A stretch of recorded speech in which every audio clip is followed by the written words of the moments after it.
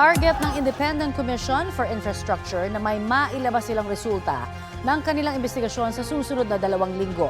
Nakikipag-ugnayan na rin daw sila sa Senate Blue Ribbon Committee para sa mga ebidensya kaugnay sa mga flood control project. Balitang hatid ni Mav Gonzalez. Bago ang rally sa People Power Monument, nagsimba muna sa EDSA Shrine ng ilang politiko. Tao rin ang mga nasa gobyerno, pag nakita nila ito, ay malaking mensahe sa kanila.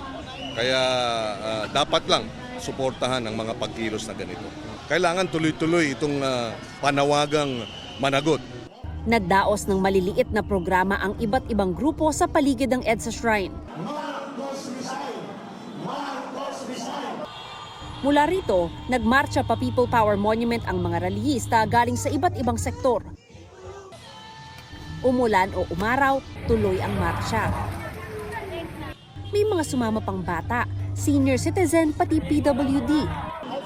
Magkakasama naglakad sina Senador Bam Aquino, Pangilinan at ML Party List Representative Laila De Lima. Nasa EDSA rin si Baguio City Mayor at Independent Commission for Infrastructure Special Advisor Benjamin Magalong. Aniya, bagamat walang deadline na ibinigay si Pangulong Marcos, may self-imposed deadline ng ICI. In the next 2 weeks, kailangan may produce kami talaga ng mga resulta. Dapat meron kaming makasuhan na. May listahan na rin daw ng mga ipatatawag ang ICI. Nakikipag-ugnayan din aniya ang ICI sa Senate Blue Ribbon Committee para sa mga ebidensya, partikular sa kaso ni dating DPWH Assistant District Engineer Bryce Hernandez. I-turn over niya lahat ng mga ebidensyang nakuha nila sa bahay ni Bryce. Willing siyang i-turn over lahat yung kanyang mga nakuha dahil sa pinagagawa nila, except yung mga minana niya sa kanyang mga magulang. Ayon kay Blue Ribbon Committee Chairman Senador Ping Lacson, selyado pa ang mga ebidensyang nakuha ni Hernandez sa bahay niya.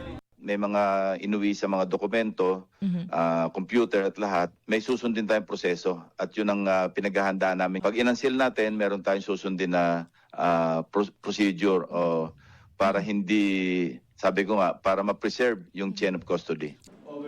Sabi ni Lacson, kung may ebidensya ng kickback o komisyon, agad niya itong ipapadala sa ICI. Agad-agad, maski hindi pa tapos yung aming pagdinig at wala pang committee report, ipapadala ko na yun, yung party na yun, kung sino man yung mga naituro pa at may ebidensya. Sabi naman ni Public Works Secretary Vince Tizon, kahit hindi siya dumalo sa rally, suportado niya ang panawagang accountability sa flood control projects. Aminado si Tizon na malamang makita rin sa ibang probinsya ang gaya ng modus ng pangungurakot sa Bulacan.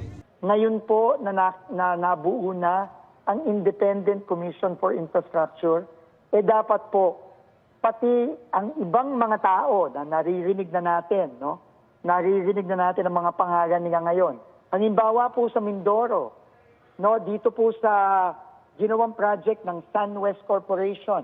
Link po ang SunWest Corporation kay Congressman Zaldico. Nangako rin siya na walang sasantuhin ng DPWH base sa direktiba ng Pangulo. Lahat po ng ginawa na natin itong nakaraang 2 linggo, gagawin po natin ito paulit-ulit. Magdi-dismiss tayo, magtatanggal tayo sa trabaho, mag-file tayo ng kaso, magpapakulong tayo, at babawiin po natin ang pera ng bayan, ang pera ng mga kababayan natin. Magpapa-freeze po tayo ng assets at hahabulin po natin lahat yan. Mav Gonzalez, nagbabalita para sa GMA Integrated News.